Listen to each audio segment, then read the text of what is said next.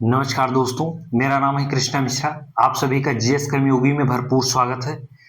हम आज अपनी सीरीज जो टॉप 10 क्वेश्चंस की चला रहे थे, यूपी पुलिस पीवाईक्यू की टॉप 10 सीरीज चला रहे थे।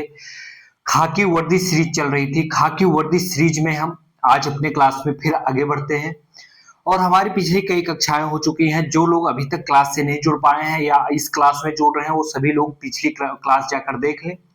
यहाँ पे हम टॉप 10 क्वेश्चंस को उठाते हैं, लेकिन उससे जुड़े जितने क्वेश्चंस हम बन सकते हैं हम बनाते हैं और सारे क्वेश्चंस को यहीं पे सॉल्व करते हैं। ऑप्शन से जितने क्वेश्चंस बन सकते हैं उनको भी सॉल्व करते हैं। 10 क्वेश्चन कहने को तो है, लेकिन लगभग हम 40 से 50 क्वेश्चन बना लेते हैं। और आप कोई भी परीक्षा की तैयारी कर रहे हैं, किसी भी परीक्षा के लिए तैयारी कर रहे हैं, खासकर यूपी पुलिस के लिए, तो आप विगत वर्षों में हुए हैं, जो जितनी आगामी परीक्षाएं हो चुकी हैं विगत वर्षों में हो चुकी हैं, उन सभी का प्रश्न पत्र आपको उठा के देखना पड़ेगा। और जब आप किसी प्रश्न पत्र को देखते हैं तो आपको एक आइडिया लगता है कि क्वेश्चन पूछने का ट्रेंड कैसा है, क्वेश्चन कैसे पूछा जा रहा है, और आपने अपने सिलेबस को देखें और फिर पीवाईक्यू को देखें। तो मेरा उद्देश्य है पीवाईक्यू को इतना मजबूत कर देना जिससे कि आपके सिलेबस से उस टॉपिक से संबंधित कोई भी क्वेश्चंस पूछा जाए तो आप ये वहां पे हिचकिचाए ना आपके हाथ पैर फूले, ना आपकी सांसें बढ़ जाए, ना खांसियां आने शुरू हो जाए। क्योंकि जब बहुत कठिन क्वेश्चन आ जाता है तो आपके हाथ पैर फूलने लगते हैं, बच्चों में बहुत तेजी से खांसी आने लगती है, खांसने लगते हैं। तब ये सब कुछ नहीं आएगा। अगर आप मेरी क्लास से जुड़ गए हैं तो आपको खांसी, हाथ पैर फूलने से मुक्ति रहेगी और आप बहुत बेहतरीन तैयारी करके जाएंगे। और आपका ये वर्दी, जुनून, ये वर्दी आपके कंधों पे होगी। मेरा एक ही उद्देश्य है, आपके कंधों पे वर्दी हो। तो हम अब आते हैं अपने पहले क्वेश्चंस पे, हम बात करेंगे। क्वेश्चन नंबर 1 है, कौन सा कौन सा भारतीय राज्य शास्त्रीय नृत्य मोहिनी अट्टम के लिए प्रसिद्ध है? अब भैया क्या पूछा गया है, भारत का कौन सा राज्य है जो राज्य मोहिनी अट्टम एक नृत्य होता है। तो आप मोहिनी अट्टम नृत्य होता है, पहले तो इसके बारे में जानना चाहिए कि क्यों ये स्पेशल। आपके दिमाग में यहाँ क्वेश्चन से एक और बनना चाहिए कि क्यों किसी एक राज्य से ही पूछा गया। सबसे पहले क्वेश्चन तो आपके दिमाग में ही होना चाहिए मेरे दोस्त। कारण ये है कि ये कुछ ही राज्यों के लिए होगा तब तो हम सबसे पहले जानेंगे मोहिनी अट्टम जो है किस राज्य का प्रसिद्ध है। ठीक है, केरल, आंध्र प्रदेश, तमिलनाडु, कर्नाटक। ये चार ऑप्शन आप सभी लोगों के सामने, आपके सामने 4 विकल्प दिए गए हैं। कौन बनेगा करोड़पति खेलते हैं, तो आइए देखिए कौन जीतता है इस क्वेश्चन में, कौन टॉप करता है इस सीरीज में। ठीक है, तो आइए हम बात करते हैं। भारतीय राज्य शास्त्रीय नृत्य मोहिनी अट्टम के लिए प्रसिद्ध है। तो कौन सा राज्य प्रसिद्ध है? केरल। केरल में जो है मोहिनी अट्टम नृत्य होता है। तो अब हम जानेंगे भारत में कितने शास्त्रीय, एक शास्त्रीय नृत्य है, तो भारत में कितने शास्त्रीय नृत्य है सबसे पहले तो हम उसको जानेंगे। भैया भारत में टोटल 8 शास्त्रीय नृत्य है।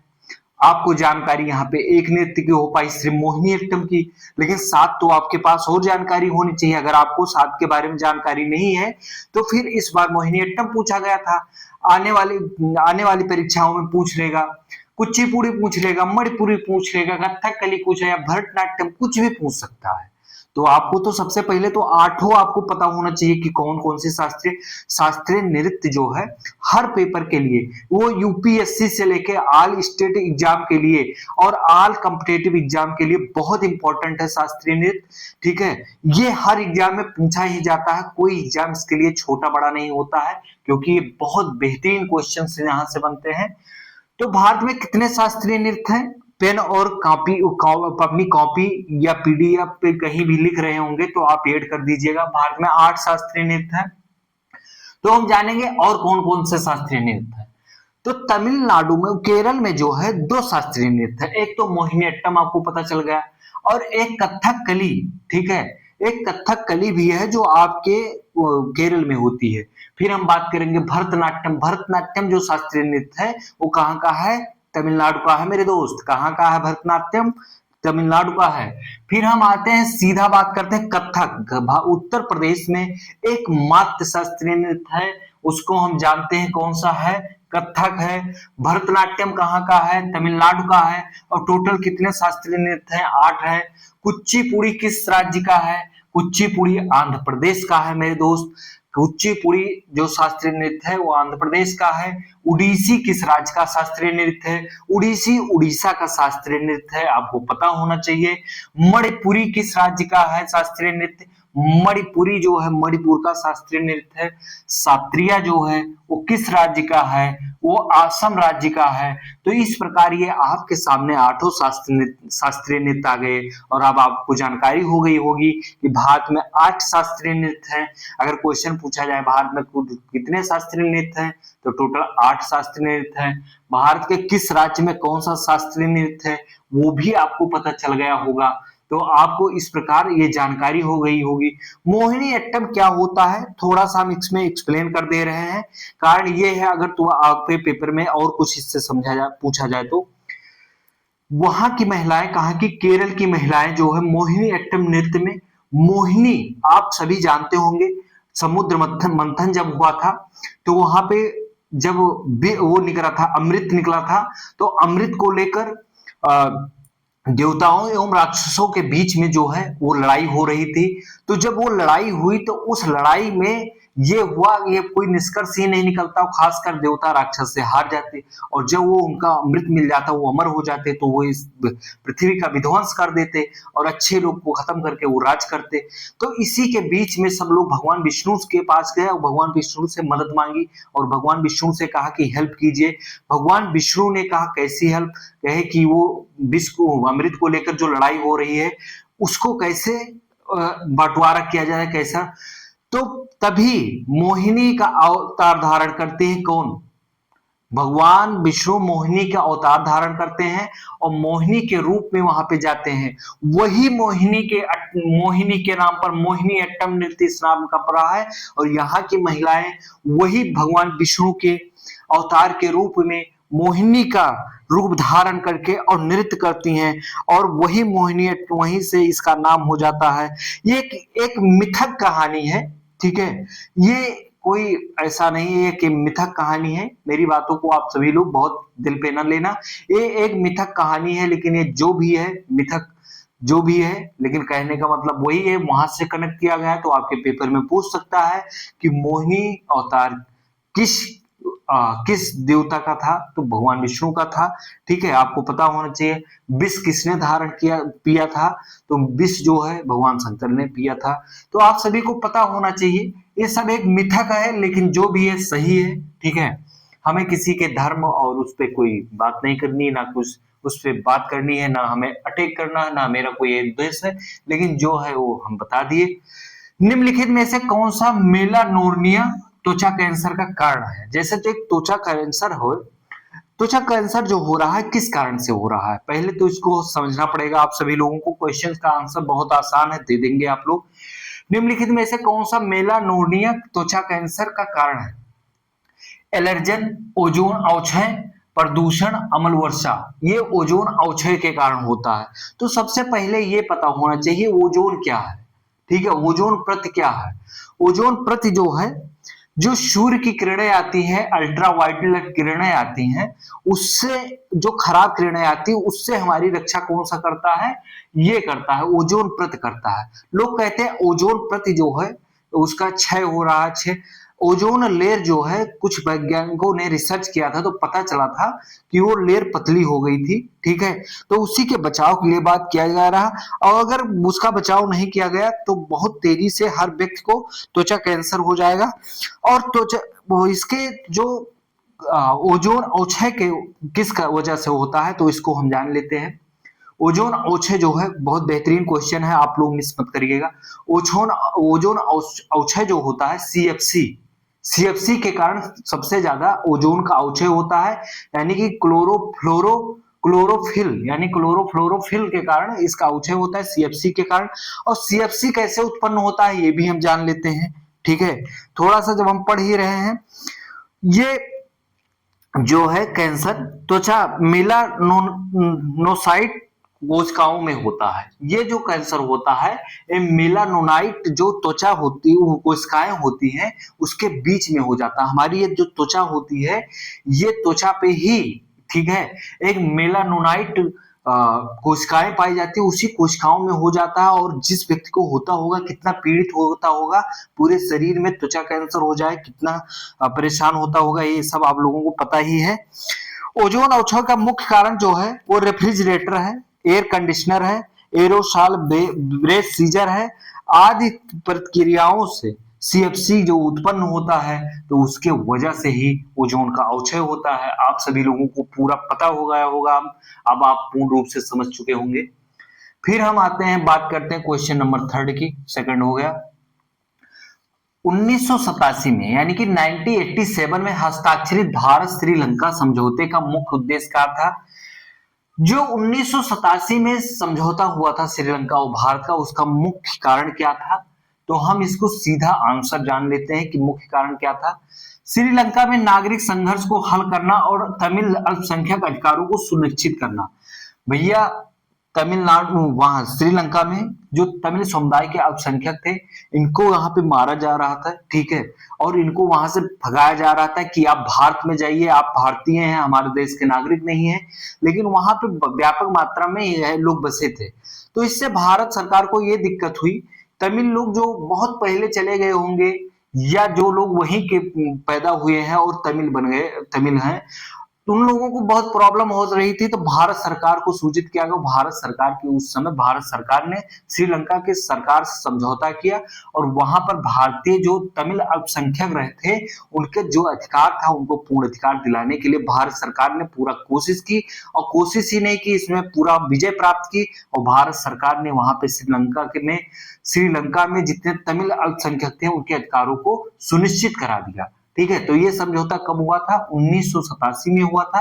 नागरिक संघर्ष को हल करना और तमिल अल्पसंख्यक अधिकारों को सुनिश्चित करना, यही उनका उद्देश्य था। कब हुआ था? 1987 में, याद रखना। फिर हम आएंगे राष्ट्रीय खाद्य मिशन। फिर राष्ट्रीय खाद्य सुरक्षा मिशन NFSAM कब शुरू किया गया? सबसे इंपॉर्टेंट चीज है, इसमें यह दिया गया था 9वीं पंचवर्षीय योजना, 10वीं पंचवर्षीय योजना, 11वीं पंचवर्षीय योजना की 7वीं पंचवर्षीय योजना।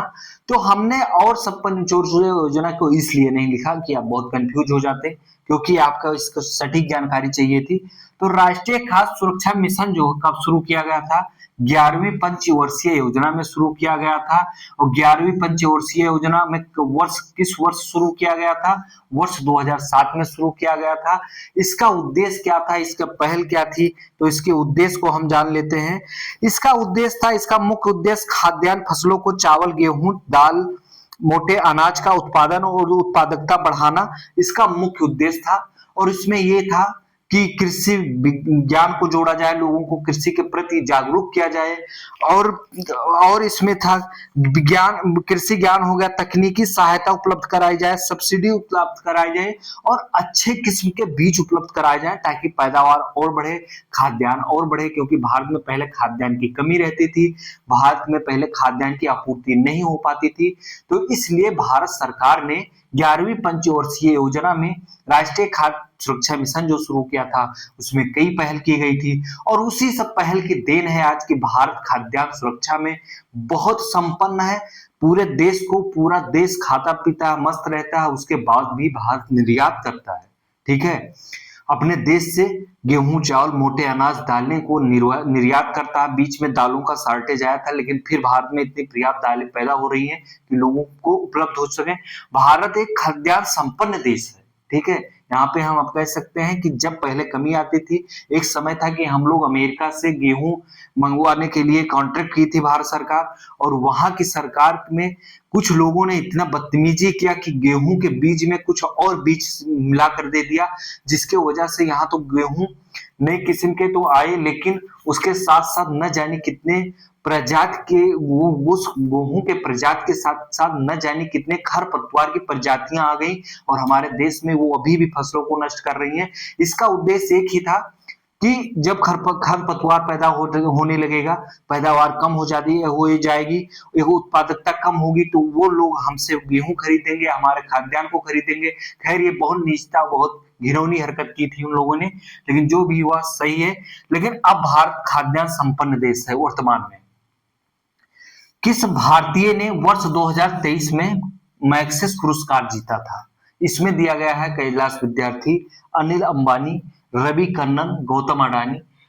तो इस पुरस्कार को किसने जीता था? रवि कन्नन ने जीता था। इसमें एक ऑप्शन पे और बात हो सकती है, कैलाश विद्यार्थी जो है ये जो है नोबेल पुरस्कार विजेता रह चुके हैं। कौन? कैलाश विद्यार्थी जो है इनको नोबेल पुरस्कार मिला था और ये नोबेल पुरस्कार विजेता रह चुके हैं। किस भारतीय को 2023 में मैग्सेसे पुरस्कार जीता था? रवि कन्नन ने जीता था।